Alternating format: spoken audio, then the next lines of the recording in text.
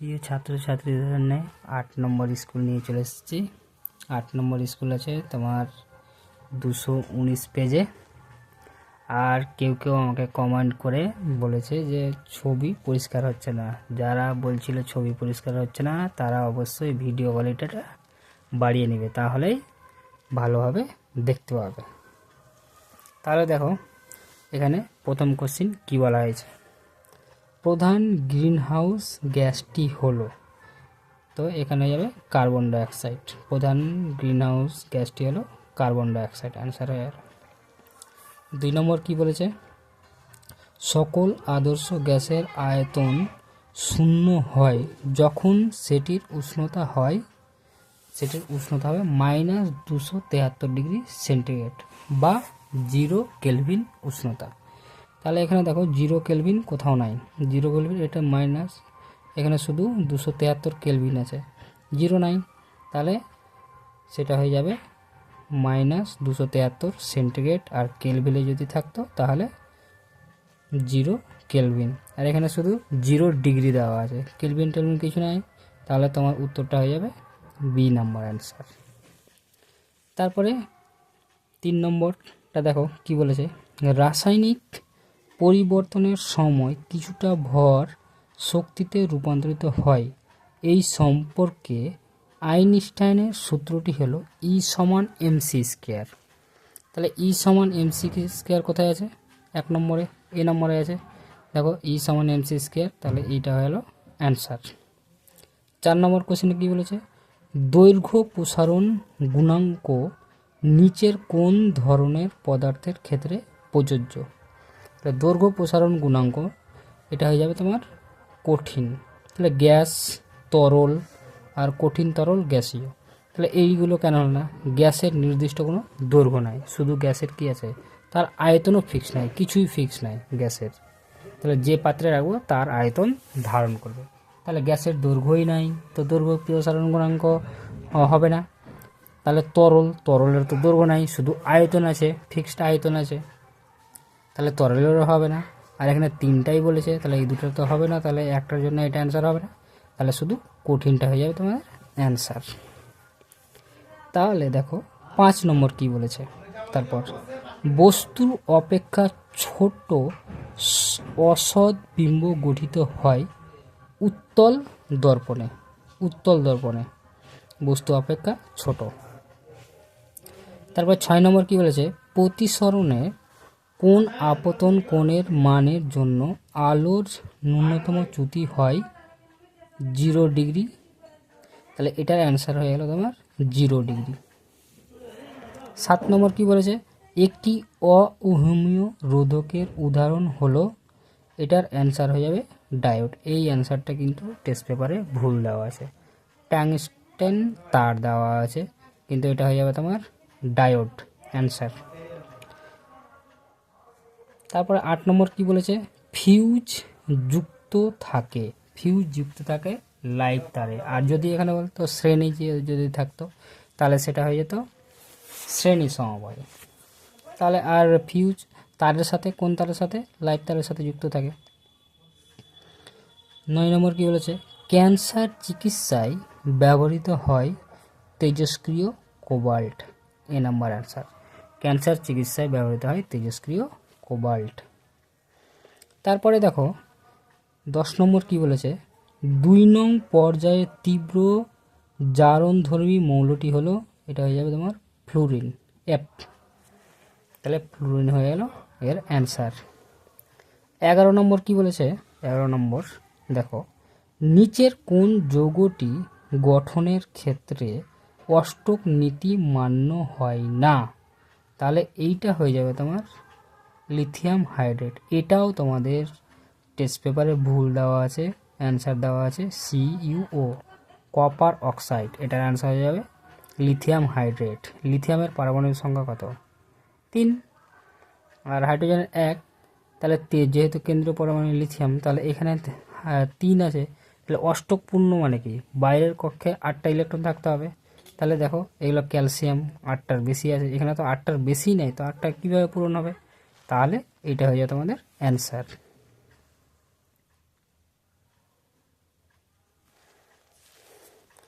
তারপরে 12 কি বলেছে, 12 নম্বর কোশ্চেন, গলিত বা জলে দ্রবীভূত তড়িৎ বিশ্লেষ্য পদার্থের মধ্যে তড়িৎ পরিবহন করে, সেটা হয়ে যাবে অ্যানায়ন ও ক্যাটায়ন। এই অ্যান্সারটা হয়ে যাবে গলিত অবস্থায় বা দ্রবীভূত অবস্থায় যেটা তড়িৎ প্রবহন করে সেটা হয়ে যাবে তোমার অ্যানায়ন বা ক্যাটায়ন। 13 নম্বর কি বলেছে, একটি গন্ধহীন গ্যাস হলো, গন্ধহীন সেটা হয়ে যাবে তোমার নাইট্রোজেন। H2S এর গ্যাসের তোমরা জানো, তাহলে H2S পচা ডিমের মতো, NH3 তীব্র ঝাঁঝালো। আর তাহলে এখানে ক্লোরিন আর কি, তাহলে ক্লোরিনের একটা গন্ধ আছে, কিন্তু এখানে তোমার N2 এর কোনো গন্ধ নাই।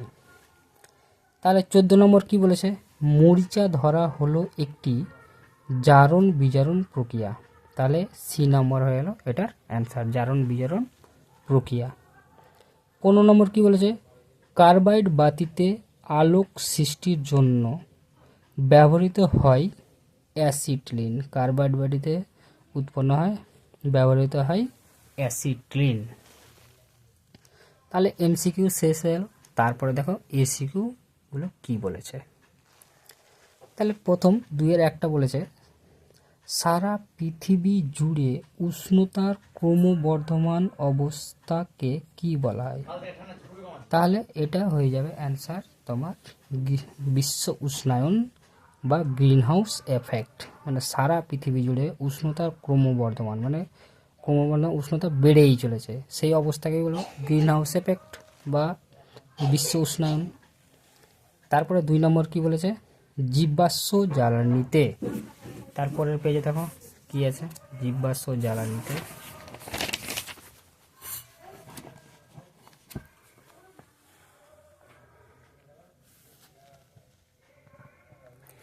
জীবাশ্ম জ্বালানিতে কোন ধরনের শক্তি সঞ্চিত থাকে, তাহলে এটার অ্যান্সার হয়ে যাবে রাসায়নিক শক্তি, রাসায়নিক শক্তি হিসাবে সঞ্চিত থাকে জীবাশ্ম জ্বালানিতে। অথবা কোশ্চেন কি বলেছে, সৌর কোষে শক্তির রূপান্তর কি রূপ, সৌর কোষে, তাহলে এখানে সৌর শক্তি তোমার কিসে হচ্ছে, তড়িৎ শক্তিতে রূপান্তরিত হচ্ছে, বা আলোক শক্তি তড়িৎ শক্তিতে রূপান্তরিত হচ্ছে, তাহলে এটা হয়ে গেল তোমার অ্যান্সার 2-এর 1-এর অথবা। তারপরে দেখো 3 নম্বরটা কি বলেছে, 27 ডিগ্রি উষ্ণতা পরম স্কেলে কত হবে, পরম স্কেলে মানে কি 273 যোগ করে দিতে হবে, সেন্টিগ্রেড থেকে পরম স্কেলে গেলে 273 যোগ করে দিতে হয়, তাহলে 273 সাথে যদি 27 যোগ করি তাহলে কত হয়ে যাবে 300, তাহলে 300 কেলভিন উষ্ণতা হয়ে যাবে।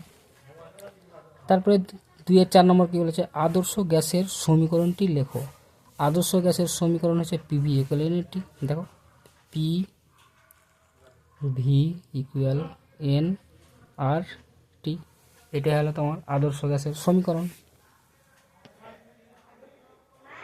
তারপরে দেখো এসআই পদ্ধতিতে যে কোনো প্রসারণ গুণাঙ্কের একক কী, এসআই পদ্ধতিতে তোমার হয়ে যাবে কেলভিন ইনভার্স, তাহলে এসআই পদ্ধতিতে যে কোনো প্রসারণ গুণাঙ্কের মান হয়ে গেল তোমার কেলভিন ইনভার্স। অথবা কোশ্চেন কি আছে, পাত্রের প্রসারণ বেশি হলে তরলের প্রকৃত প্রসারণ বাড়ে না কমে, তাহলে পাত্রের প্রসারণ যদি বেশি হয় তাহলে তোমার তরলের যেটা প্রকৃত প্রসারণ সেটা বাড়বেও না কমবেও না, তাহলে পাত্রের ওপর তরলের প্রকৃত প্রসারণ গুণাঙ্ক নির্ভর করে না, শুধু আপতন প্রসারণ গুণাঙ্ক নির্ভর করে, তোমাদের এটা মনে রাখতে হবে, তাহলে এটা বাড়বেও না কমেও না, সেম থাকবে। 2-এর 6 কি বলেছে, মানুষের চোখের নিকট বিন্দুর অবস্থান কত দূরে, নিকট বিন্দুর অবস্থান মানে কত দূর পর্যন্ত আমরা সঠিক দেখতে পাবো, চোখের কত কাছে পর্যন্ত আমরা সঠিক দেখতে পাবো, তাহলে সেটা হয়ে যাবে 25 সেন্টিমিটার। তাহলে মানুষের চোখের নিকট বিন্দুর অবস্থান সেটা হয়ে যাবে তোমার 25 সেন্টিমিটার। 7 নম্বর কি বলেছে, দৃশ্যমান আলোর তরঙ্গ দৈর্ঘ্য কত, দৃশ্যমান আলোর তরঙ্গ দৈর্ঘ্য হয়ে যাবে তোমার 400 থেকে 700 ন্যানোমিটার। প্রায় কেন, এটা এক্স্যাক্টলি নয়।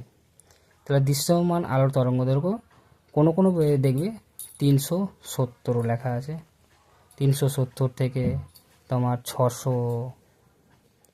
670 পর্যন্ত। তাহলে এখানে 10-20 এদিক ওদিক হলেও কোনো যায় আসে না, ঠিক আছে। তাহলে 400 থেকে 700 ন্যানোমিটার প্রায় লিখে দেবে পারসে, তাহলে অ্যাপ্রোপ্রিয়েট অ্যান্সার হয়ে যাবে, ঠিক আছে। তাহলে ম্যাক্সিমাম বইয়ে তোমাদের লেখা আছে 400 থেকে 70, তাহলে ন্যানোমিটার, তাহলে এটাই লিখবে তোমরা। তাহলে দেখো 2.8 কী হয়েছে, পরিবাহিতার এসআই একক কি? পরিবাহিতার এসআই একক হচ্ছে তোমার সিমেন্স বা মো, MHO, সিমেন্স বা মো। তাহলে আগে ছিল তোমার সিমেন্স, এখন তোমার হয়ে গেছে মো। তারপর 9 নম্বর কি বলেছে, ডাইনোমোতে কোন ধরনের শক্তি তড়িৎ শক্তিতে রূপান্তরিত হয়? তাহলে ডাইনোমোতে তোমার এটা হয়ে যাবে যান্ত্রিক শক্তি তড়িৎ শক্তিতে রূপান্তরিত হয়। 2-10 কি বলেছে দেখো, নিউক্লিয়াস গঠনের সময় যে ভরতুটি হয় তা কোন শক্তিতে রূপান্তরিত হয়? তাহলে নিউক্লিয় বন্ধন শক্তিতে রূপান্তরিত হয়, তাহলে এটার আনসার হয়ে যাবে নিউক্লিয় বন্ধন শক্তিতে। তারপরে বলেছে অতবার কোশ্চেনটা দেখো, আলফা ও বিটা কণার মধ্যে কোনটির ভর বেশি? তাহলে আলফা বিটার মধ্যে কোনটির ভর বেশি, সেটা হয়ে যাবে তোমার আলফা। আলফা কণার ভর সবচাইতে বেশি আর গামা কণার ভর সবচাইতে কম। তারপর ডান দিক আর বাম দিক দেখো, এই যে ডান দিক আর বাম দিক এখানে একটু ভেজাল লাগানো আছে, দেখো যখন করবো তখন বুঝতে পারবে। দেখো কি বলেছে, একটি সন্ধিগত মৌল, তাহলে একটি সন্ধিগত মৌল বলেছে, তাহলে দেখো ক্রোমিয়ামও সন্ধিগত মৌল, আয়রনও সন্ধিগত মৌল, নিকেলও সন্ধিগত মৌল। তাহলে কোনটা করব সেটাই বুঝার ব্যাপার। তাহলে একটি যখনই বলে একটা বলেছে আমার 3টা অপশান আছে, কার সাথে মিলাবো? তাহলে এইটা এখন করবে না, পরে তার পরের কোশ্চেন দেখো, তাহলে ওটা এখন বাদই দাও। তাহলে এই দুটো ধরো, তাহলে এই 3টা করে নিলে কি অটোমেটিকলি এটা একটাতে পড়ে যাবে। তাহলে এখানে 4টার মধ্যে 3টা যদি কোশ্চেন তোমার অ্যাপ্রোপ্রিয়েট জানা থাকে, তাহলে 4 নম্বর অ্যান্সারটা অটোমেটিকলি হয়ে যাবে ডান দিকে বাম দিক এই ধরনের কোশ্চেনে।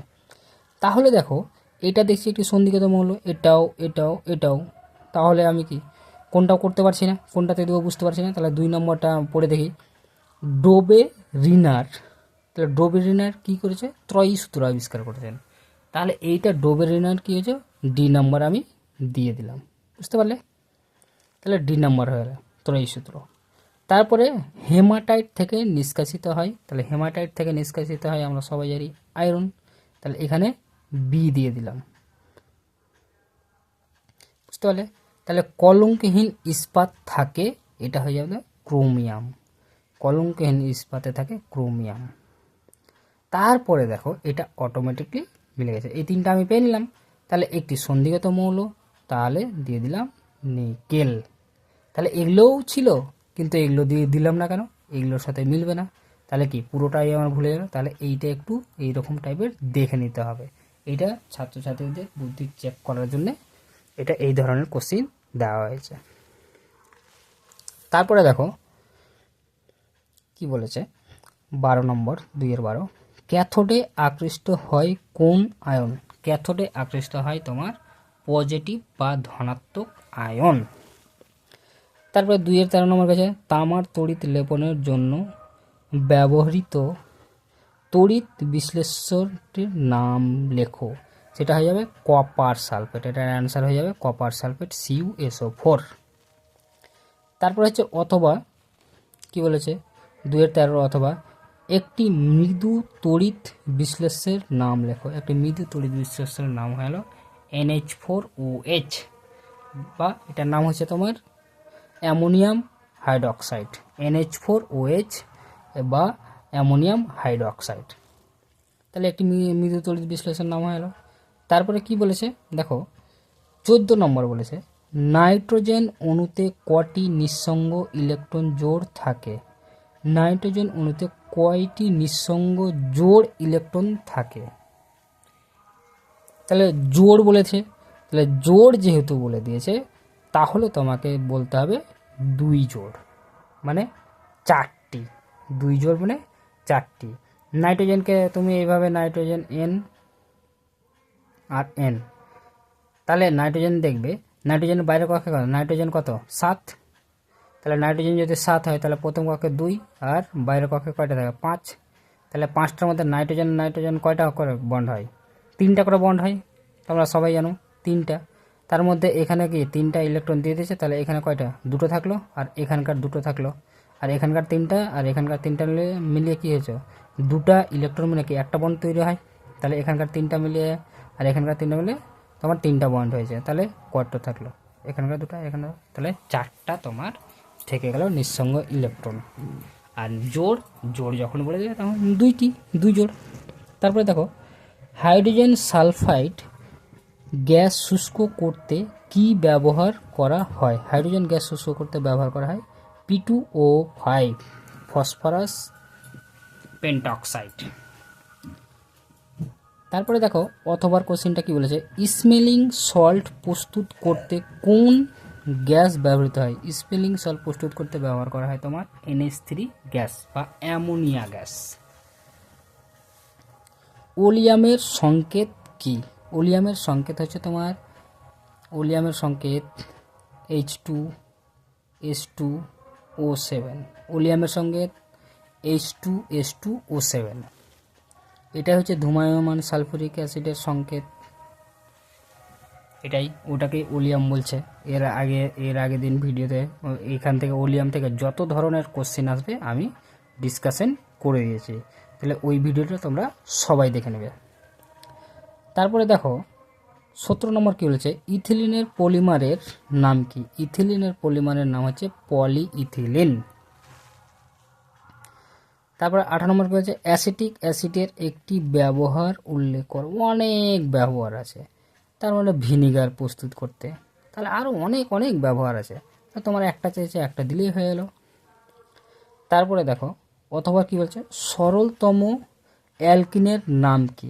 সরলতম অ্যালকিনের নাম হচ্ছে তোমার এই যে সরলতম অ্যালকিন, মানে 2টো কার্বন ডাবল বন্ড থাকে, কিন থাকলে কি হলো 2টা ডাবল বন্ড থাকে, তাহলে সরলতম অ্যালকিন হয়ে যাবে তোমার ইথিন, তাহলে এটা CH2 ডাবল বন্ড CH2, এটা যাবে ইথিন।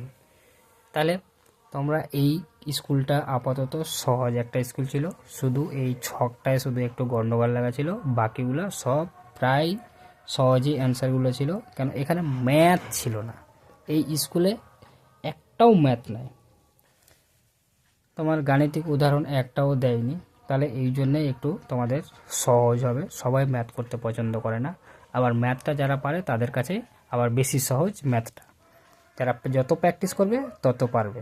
তাহলে ঠিক আছে, এইটা ভিডিও দেখার জন্য থ্যাংক ইউ তোমাদের।